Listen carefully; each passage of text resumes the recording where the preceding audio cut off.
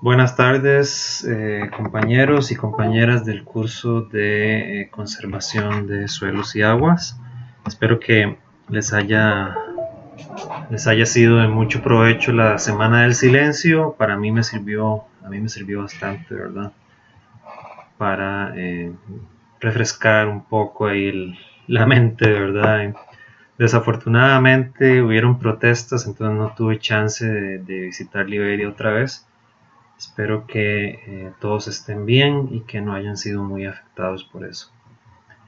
Bueno, continuando con el curso, esta sería la clase teórica número 5. Hoy vamos a hablar, es una presentación relativamente extensa, entonces voy a separarla en 3 videos para que el video no se haga muy largo. Entonces, la clase de hoy ya empieza a cubrir la unidad del curso que trata sobre... Estamos ya en la unidad F, ¿verdad? Que es la carnita del curso en realidad. Me disculpan que va pasando una ambulancia.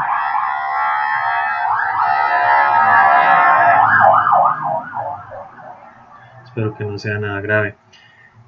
Lo que es la unidad F y la G y la H son como las unidades, la carnita del curso, ¿verdad? Vamos a empezar a ver técnicas de conservación de suelos de corte agronómico que nos ayudan a preservar primero, a proteger el suelo en contra de la erosión, que es una de las funciones principales de estas técnicas.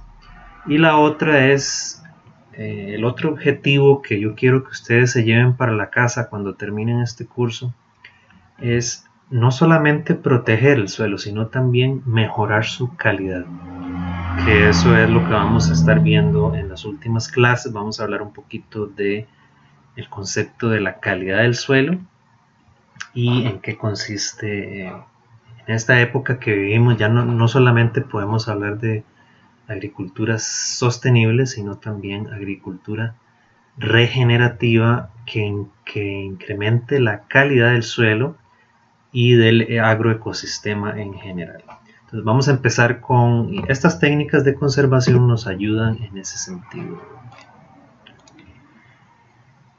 Mucho del material que vamos a ver hoy está basado en el Manual de Conservación de Suelos y Aguas del MAC de 1994, ahí está la referencia y está disponible también en la web del curso.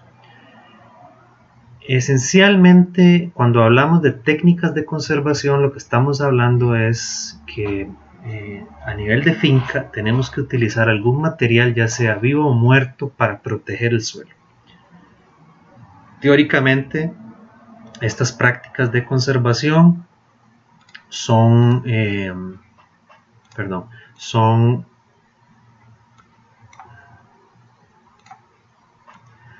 estas prácticas de conservación son relativamente baratas para el productor y ya la gran mayoría de productores del país las conocen, ¿verdad? Porque esto es un manual que salió ya hace más de 25 años, ¿verdad? Entonces es bastante conocido, pero sí quisiera aprovechar para darle las bases de estas técnicas de agroconservación, siempre teniendo en mente el costo, que sea bajo para el productor o para la finca donde estén trabajando, que utilicen materiales que se aprovechen de la misma finca, ya sean materiales vivos para coberturas vivas o coberturas muertas, ¿verdad? Que protejan al suelo del impacto de la lluvia y de los agentes erosivos.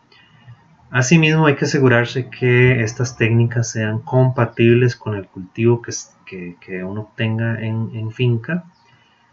Y recordémonos que estas técnicas son muy eficientes siempre y cuando la pendiente sea menos de 15%. Ya a partir de pendientes mayores, estas técnicas tienden a perder su efectividad, aunque son mejor que nada, ¿verdad? Son peores nada, como dice la gente. Entonces, hay que hacer combinaciones para lograr la mayor efectividad posible ya en pendientes más fuertes. Ok, entonces en este primer video vamos a hablar de las prácticas en contorno, la práctica de alta densidad de siembra y la práctica de cultivos múltiples, es decir, cultivos asociados o intercalados en finca. Entonces, la primera práctica que vamos a hablar hoy en este video es las prácticas en contorno. Entonces, esencialmente es tratar de trazar los surcos de siembra, trazar las zonas de tránsito, las acequias y todas las prácticas que vayamos a hacer que impliquen la preparación del terreno y la preparación de los surcos de siembra siguiendo las curvas de nivel naturales de la finca. Entonces, ¿qué significa hacer la siembra en contorno? Es que sea perpendicular a la dirección de la pendiente, ¿verdad? Entonces, la idea es bajar en la escorrentía superficial con esta práctica, bajar la velocidad del agua si es que está escurriendo por la superficie y bajar la capacidad de arrastre del suelo. Entonces, en teoría, todo eso debería contribuir a bajar la erosión. Asimismo, la idea de las prácticas en contorno es aumentar la infiltración para lograr un mayor almacenamiento de agua en el perfil del suelo. En teoría, si esto se sigue año a año, con el tiempo, las fincas deberían de formar progresivamente terrazas. Eso es relativamente muy fácil de decir, pero en Costa Rica muchas veces no se hace lo que el productor no hace lo que se le recomienda, ¿verdad? Está relacionado a la cultura y el nivel educativo de los productores, pero esos son retos que uno como agrónomo, como extensionista, ¿verdad? Si llegan a trabajar como extensionistas o consultores de sistemas agroproductivos, siempre es bueno estar recordando estas cosas, ¿verdad? Nunca pasan de moda, ¿verdad? Y siempre son válidas, ¿verdad? Entonces aquí, por ejemplo, en la foto vemos uno de los retos que tenemos, ¿verdad? Muchas veces las fincas sí siguen la siembra en contorno, ¿verdad? Como se ve aquí en la fotografía, pero no sé, por X motivo, a la hora de pasar el implemento para preparar el terreno, muchas veces los productores se van por lo más fácil, ¿verdad? Que es pasar el tractor a favor de la pendiente, lo cual es esencialmente es contraproducente y no está siguiendo una buena práctica agrícola en este sentido. Aquí vemos otro productor, ¿verdad? Más tradicional, preparando los surcos con un arado los surcos de siembra con un arado de bueyes, ¿verdad? Entonces, y tratando de seguir el contorno de la pendiente, es decir, trazando la curva de nivel o el desnivel perpendicular a la pendiente. Entonces, estas prácticas de contorno son muy efectivas en pendientes leves, ¿verdad? De menos del 7% en teoría, y siempre y cuando el sitio tenga lluvias moderadas y suelos permeables, ¿verdad? Y si la pendiente es mayor, bueno, pues hay que empezar a combinar con otras prácticas de conservación, ¿verdad? Por ejemplo, ya a la hora de pendientes más fuertes es más difícil trazar el contorno para los surcos y las camas de siembra. Entonces, hay que tratar de lograr una ligera pendiente. Para pendientes naturales mayores del 7%, hay que tratar de asegurarnos que las camas tengan un gradiente de menos de 1% de pendiente y que esas camas estén conectadas a desagües protegidos, ¿verdad? Como se ve en la fotografía, o combinar estas camas con acequias de ladera. Entonces, ¿cuál es la principal limitante de todo esto? Es el porcentaje de pendiente, ¿verdad? Nosotros, la mayoría de las fincas en Costa Rica son de posición de ladera, ¿verdad? Con pendientes fuertes, ¿verdad? Entonces ahí es donde hay que empezar a ser creativo a la hora de implementar estas prácticas. Ahí vemos el desagüe protegido, es decir, por donde fluye, donde tiende a fluir el agua en el paisaje, ¿verdad? Como vemos acá que hay un canal de desagüe donde el agua tiende a fluir. Aquí vemos una acequia de ladera aquí vemos otra acequia de ladera que se une al canal principal de desagüe, y noten que están con un pasto, sembrados con pasto para protegerlos, para minimizar la erosión, ¿verdad? Acuérdense que aquí la idea es minimizar en lo mejor posible la escorrentía superficial. ¿Cómo se establecen las prácticas en contorno? Bueno, pues hay muchas técnicas, ¿verdad?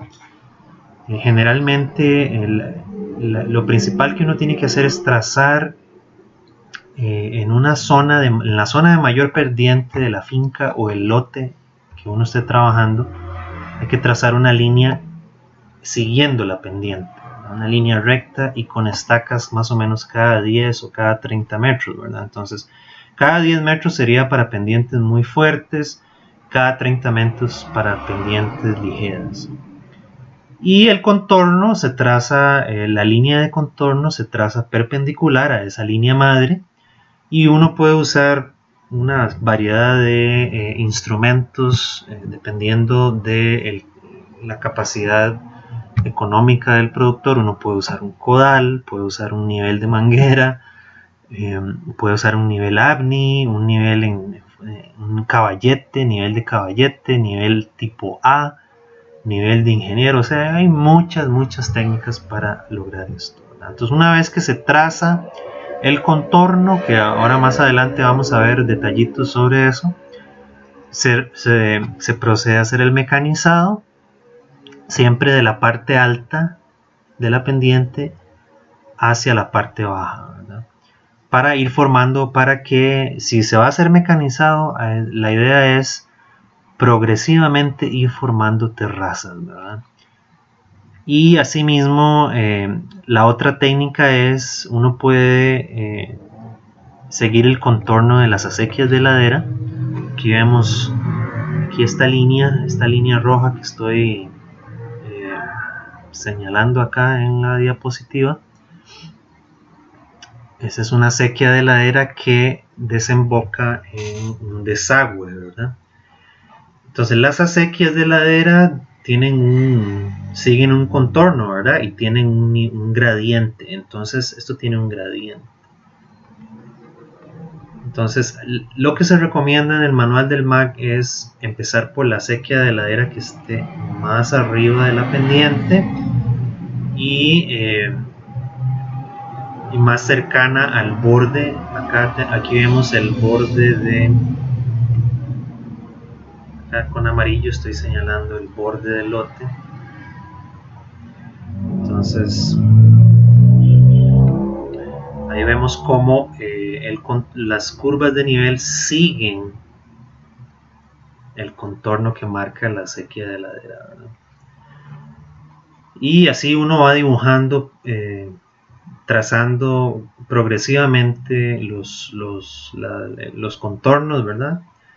Los surcos y siguiendo las acequias de ladera o siguiendo la pendiente, las formas de la pendiente que uno encuentre en la finca, ¿verdad? Entonces aquí vemos una segunda acequia de ladera acá que de nuevo desemboca en el desagüe, y ojalá que el desagüe sea protegido, ¿verdad? Que acuérdense que es sembrado generalmente se utilizan pastos, ¿verdad? Para protegerlos, y hay veces en que las acequias de ladera cortan, ¿verdad? Las líneas, como aquí en la número 3, cortan las líneas de contorno, ¿verdad? Entonces eso sucede también naturalmente en las fincas, ¿verdad? Entonces recordemos que estamos tratando de representar el mundo tridimensional en esta diapositiva, entonces es un poco complicado, pero la idea es comenzar en la parte de alta de la pendiente y ir trazando el contorno hacia abajo, ¿verdad? Siguiendo las líneas de desagüe y las líneas de las acequias de ladera. Entonces las curvas en contorno pueden ser a nivel, pueden tener un 0% de pendiente, o puede haber un gradiente muy bajo, ¿verdad? Entre 0.5 a 2% con un desagüe lateral protegido, ¿verdad? Eso como les acabo de enseñar. Entonces, volviendo a los instrumentos que se pueden utilizar para construir estas curvas en contorno, tenemos una infinidad. Aquí en esta presentación voy a mostrarles muy rápidamente el nivel tipo A, ¿verdad? Que es en la siguiente diapositiva. Es muy fácil de construir, ¿verdad? Se le llama nivel tipo A porque tiene la forma de un A y utiliza un hilo, ¿verdad? Utiliza un hilo que utiliza la fuerza de gravedad, evidentemente, la gravedad, para denotar, trazar el nivel, ¿verdad? Entonces, generalmente uno utiliza un nivel tipo A con una distancia de 2 metros, ¿verdad? 2 metros de longitud, ¿verdad? Y es muy sencillo, muy rústico, y utiliza simplemente, como les decía, una cuerda, ¿verdad? Como podemos ver aquí en el diagrama, la señora está calibrando el nivel, ¿verdad? Con una piedra colgando del vértice, el vértice superior del nivel A, ¿verdad? Entonces ahí uno hace las marcas para determinar cuando está a nivel, ¿verdad? Cuando está nivelado el instrumento. Entonces, utilizando pues trigonometría, uno calcula desniveles, ¿verdad? Si uno quiere usar, por ejemplo, 1% de desnivel en 2 metros lineales, ¿verdad? Tiene que haber una diferencia de 2 centímetros, ¿verdad? Para tener un 1% de pendiente. Entonces, no vamos a entrar mucho en estos cálculos, ¿verdad? Y no es el objetivo en realidad de que ustedes se vuelvan expertos en esto, sino que tengan presente que hay métodos, hay instrumentos muy rústicos y hay instrumentos más especializados, como lo vimos en la presentación pasada, ¿verdad? Cuando estábamos haciendo lo de la parte teórica de planimetría, ¿verdad? Donde yo les decía cómo se hacen estos trazados o estas descripciones de curvas de nivel, pero utilizando el nivel de ingeniero, ¿verdad? Ok, entonces esto es lo que yo les mencionaba, ¿verdad? Hay que trazar una línea madre acá que siga la pendiente. Aquí la señalé con rojo, y voy a cambiar el color para las líneas en contorno, ¿verdad? Utilizando, acuérdense que el distanciamiento que yo les decía entre cada una de las líneas de contorno era más o menos, en pendientes fuertes, 10 metros. Si la pendiente es más ligera, ¿verdad?, pueden usar distanciamientos de 20 o 30 metros, ¿verdad? La idea es marcar con estacas. Aquí vemos una estaca, aquí vemos otra estaca, cada 2 metros se va marcando el nivel. Te permite colocar las estacas cada 2 metros, y así va uno dibujando la curva de nivel, siguiendo como guía la marca que uno calibró previamente, ¿verdad? Entonces, para las prácticas, uno puede dejar las estacas en el suelo, y con eso le sirve de guía a la hora de hacer trazar los surcos, ya sea con arado de bueyes o con instrumentos de mecanización. Recuerden que ya pendientes de más de 20% no se pueden mecanizar, hay peligro de que el tractor se vuelque, ¿verdad? Entonces si uno pasa un instrumento con pendientes mayores a 20% es peligroso, ¿verdad? Aunque yo he visto cada kamikaze ahí en la zona alta de Cartago, ¿verdad? Que logran pasar el tractor en ese tipo de pendiente. Esta es otra alternativa al nivel de tipo A, es el nivel de caballete o codal que llaman. Entonces uno simplemente le adapta un nivel de carpintero, ¿verdad? En la parte superior del caballete, ¿verdad? Aquí en la figura se llama el puente del caballete. Y tiene una pata de tamaño fijo, ¿verdad? De longitud fija. Y tiene una pata de tamaño gradual, ¿verdad? Longitud graduada o pata alargable le llaman. Entonces aquí la magia está en que el nivel de carpintero te indica claramente en qué posición hay que colocar el caballete para que esté nivelado, ¿verdad? Entonces con la graduación uno, de nuevo, si uno tiene una distancia de 2 metros acá, el puente del caballete tiene 2 metros y uno quiere, qué sé yo, trazar una línea en contorno con 1% de pendiente, entonces hay que usar el listón de graduación y habíamos dicho que era 2 centímetros, ¿verdad? Alargarlo 2 centímetros para trazarle esa curva de nivel. Entonces, como dice el adagio, pata larga jala el agua, ¿verdad? Dice mucha gente en el campo. Entonces, hacia donde está la pata más larga es la dirección hacia donde el agua va a escurrir por gravedad. Entonces, las marcas con las estacas se colocan en la dirección usada, en la misma dirección usada con la técnica del nivelado. Ok, eso era lo de las prácticas en contorno, ¿verdad?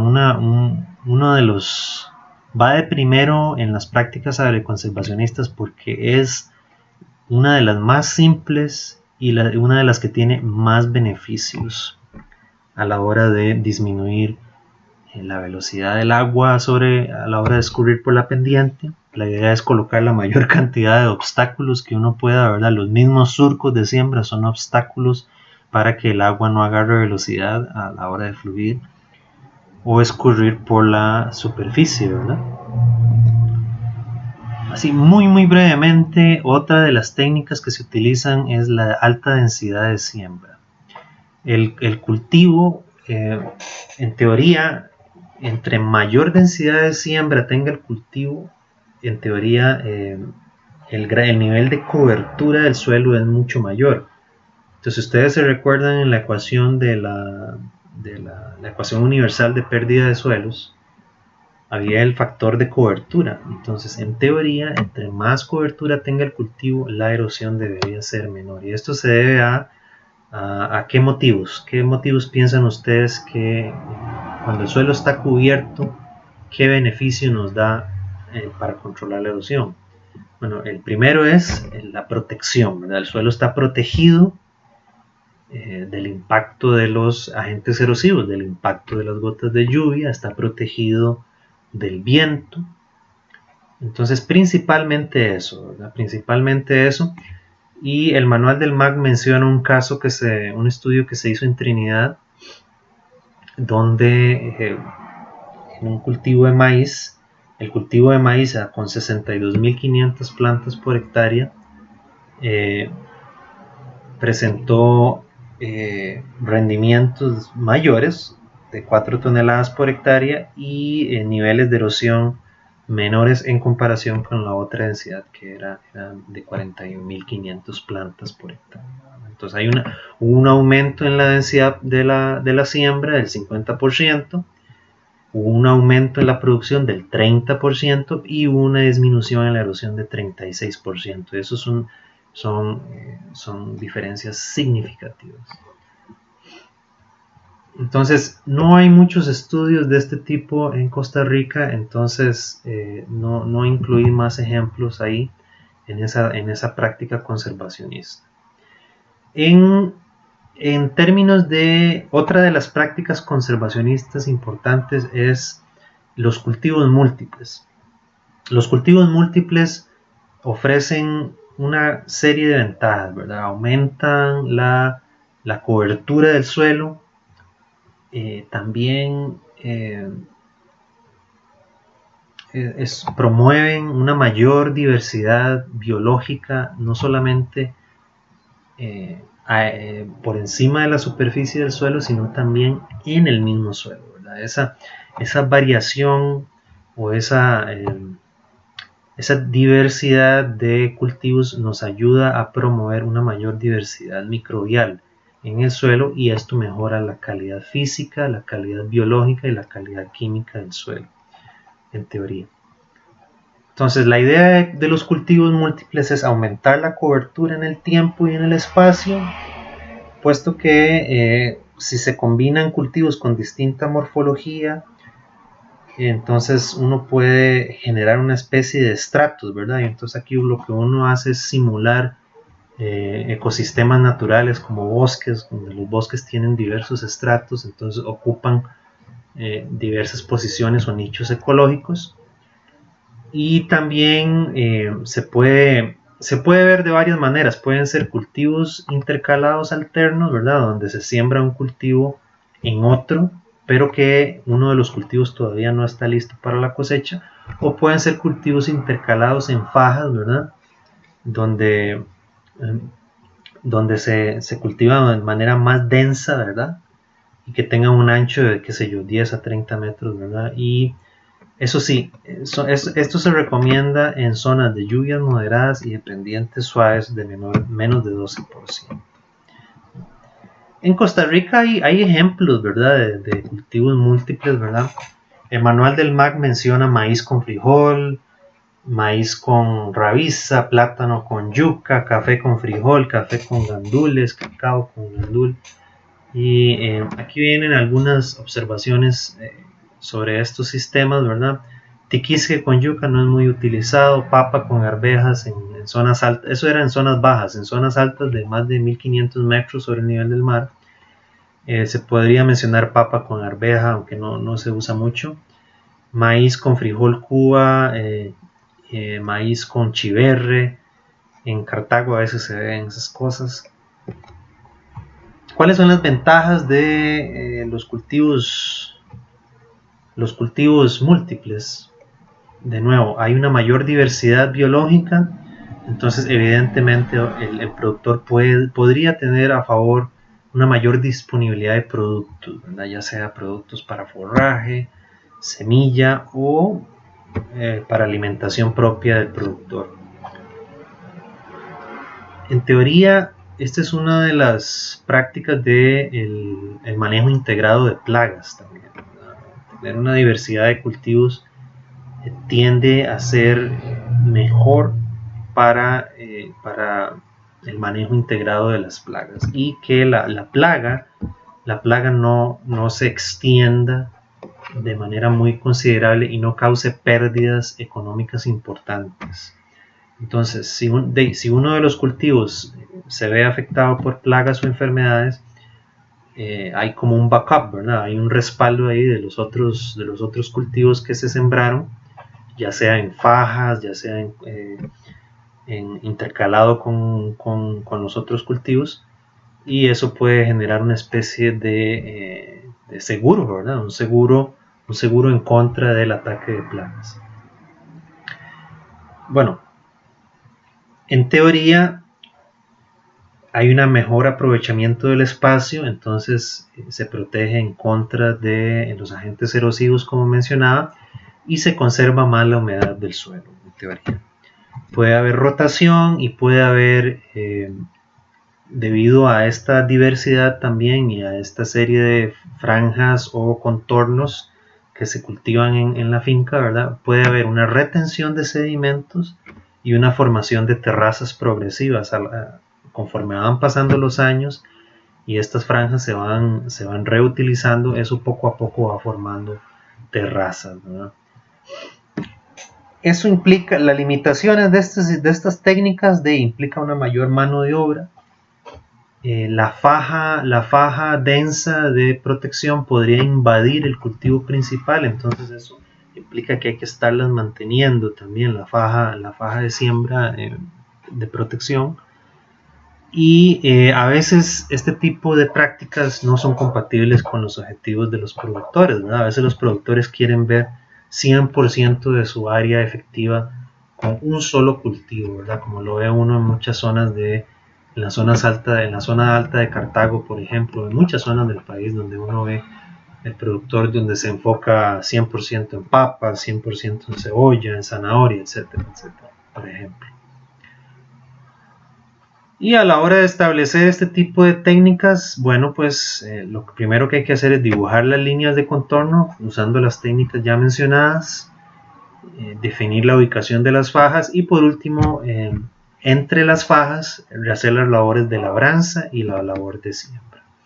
En términos de costo, en teoría, los cultivos múltiples tienen un mayor costo, eso es